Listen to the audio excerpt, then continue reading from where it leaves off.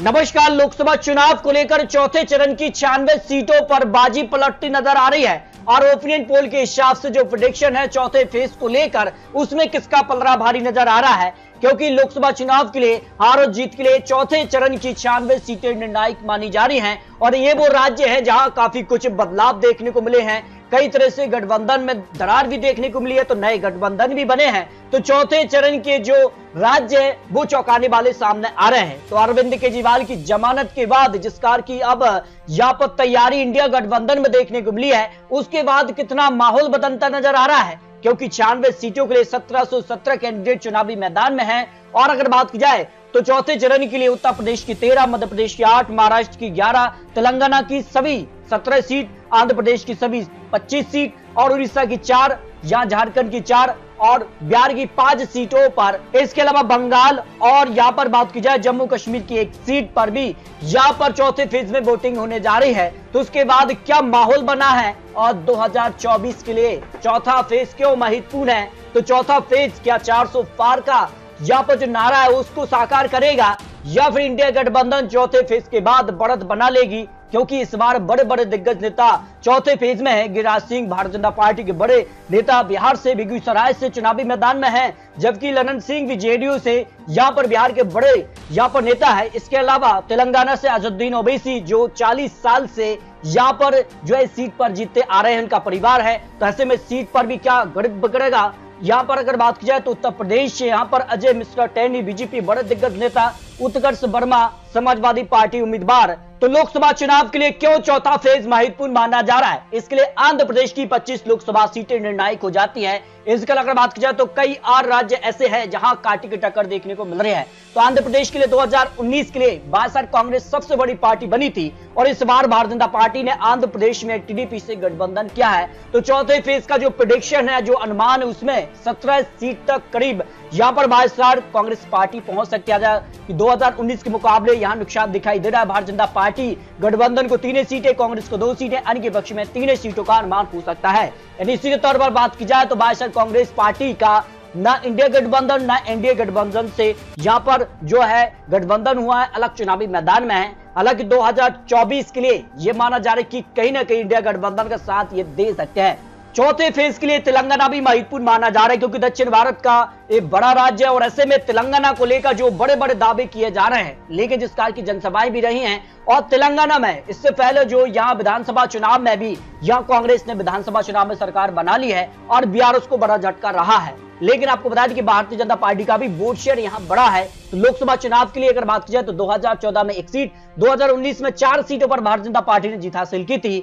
और इस बार कितनी सीटें जा रही हैं, जबकि बीआरएस की बात की जाए तो 9 सीटें उनके पक्ष में रही थी, कांग्रेस पार्टी को 3 सीटें और 1 सीट एआईएम पार्टी के पक्ष में रही थी। लेकिन विधानसभा चुनाव का फायदा मिल रहा है, बीआरएस यहाँ पर सरकार से हट चुकी है, अब कांग्रेस सरकार में आई है और जो अनुमान यानी प्रेडिक्शन 2024 के लिए यहाँ पर तेलंगाना को लेकर 17 लोकसभा सीटों पर लगाया जा रहा है, उसमें बीआरएस को यानी टीआरएस को 2 सीटें मिल सकती हैं। भारतीय जनता पार्टी अपनी सीटें बचाने में कामयाब हो सकती है और जबकि कांग्रेस को यहाँ जबरदस्त फायदा मिल रहा है, 10 सीटें उनके पक्ष में जा सकती हैं, जबकि अजहरुद्दीन ओवैसी भी अपनी सीट बचा सकते हैं, जो प्रेडिक्शन यहाँ निकलकर सामने आ रहा है। भाई अगर बात की उत्तर प्रदेश की 13 लोकसभा सीटों पर चौथे चरण में यहाँ पर जो है वोटिंग, इस बार बड़े बड़े दिग्गज नेताओं की किस्मत का फैसला होने जा रहा है। तो चौथे फेज को लेकर 13 सीटों का जो अनुमान, उसमें इंडिया गठबंधन को 3 सीटें मिल सकती है, यानी 0 से 3 सीटें, जबकि बात की जाए तो भारतीय जनता पार्टी गठबंधन को करीब 10 सीटों का अनुमान चौथे फेज में उत्तर प्रदेश को लेकर लगाया जा रहा है। यानी उत्तर प्रदेश में फिलहाल यहाँ पर एनडीए को बढ़त देखने को मिल सकती है। भाई अगर बात की जाए महाराष्ट्र का जो प्रेडिक्शन है उसमें भी काफी चौंकाने वाले आंकड़े बन रहे हैं, क्योंकि यहाँ काफी कुछ हलचल हुई है और महाराष्ट्र में वोट शेयर भी कम देखने को मिली है। तीनों फेज के दौरान यहाँ पर बात की जाए तो काफी हलचल भी रही है। तो इंडिया गठबंधन को 5 सीटें, जबकि भारतीय जनता पार्टी यानी एनडीए को 6 सीटों का अनुमान चौथे फेज की लेकर यहाँ पर लगाया जा रहा है, जो महाराष्ट्र की 11 लोकसभा सीटों पर चौथे फेज में वोटिंग होने जा रही है। तो यहाँ पर भी काफी हलचल देखने को मिल सकती है। भाई पश्चिम बंगाल को लेकर बात की जाए तो अब तक यहाँ पर 3 चरणों में पश्चिम बंगाल में वोटिंग हो चुकी है और तीनों चरणों में यहाँ पर जिस कार का माहौल देखने को मिला है, लेकिन चौथे फेज में यहाँ पर 8 लोकसभा सीटों पर वोटिंग होने जा रही है। तो 8 लोकसभा सीटों का जब प्रेडिक्शन है उसमें 2 सीटों पर भारतीय जनता पार्टी, 2 सीटों पर कांग्रेस पार्टी और टीएमसी को 4 सीटों का अनुमान दिखाई दे रहा है। यानी इंडिया गठबंधन सीपीएम का जो गठबंधन उसको 2 सीटें मिल सकती हैं, जबकि टीएमसी को 4 लोकसभा सीटों का अनुमान दिखाई दे रहा है। लेकिन माना जा रहा है कि कुछ ऐसी सीटें भी रहेंगी जिनमें टीएमसी विशेष भारतीय जनता पार्टी और यहां कांग्रेस जिन सीटों पर चुनावी मैदान में त्रिकोणीय टक्कर में सीधे तौर पर फायदा भारतीय जनता पार्टी को यहां पर मिलेगा, तो भारतीय जनता पार्टी 1 से 2 सीटों का इजाफा यहां करती नजर आ सकती है। भाई मध्य प्रदेश की 8 लोकसभा सीटों में अगर बात की जाए तो सीधे तौर पर 8 सीटों में कई सीटें ऐसी रही हैं जो कांटे की टक्कर देखने को मिल सकती है। इंदौर सीट की भी काफी चर्चित रही है, यहां से कांग्रेस उम्मीदवार ने यहां पर टिकट वापस की है और उसके बाद कांग्रेस सीधे तौर पर नोटा का समर्थन करती नजर आ रही है। उसके बाद क्या कुछ आंकड़ा बनेगा, हालांकि चुनावी आंकड़े और जो चुनावी गणित रहा तो 2019 में सभी 8 सीटों पर भारतीय जनता पार्टी जीत हासिल की थी, लेकिन इस बार माना जा रहा है कि 5 से 6 सीटों पर भारतीय जनता पार्टी का पलड़ा भारी है और 1 से 3 सीटों पर कांग्रेस का भी पलड़ा भारी हो सकता है। लेकिन भारतीय जनता पार्टी यहां पर सभी सीटों पर भी कब्जा जमा सकती है, जो अनुमान यहां पर निकलकर सामने आ रहे हैं। भाई बिहार की 5 लोकसभा सीटों में से 3 सीटों पर भारतीय जनता पार्टी गठबंधन यानी एनडीए के पक्ष में, जबकि 2 सीटें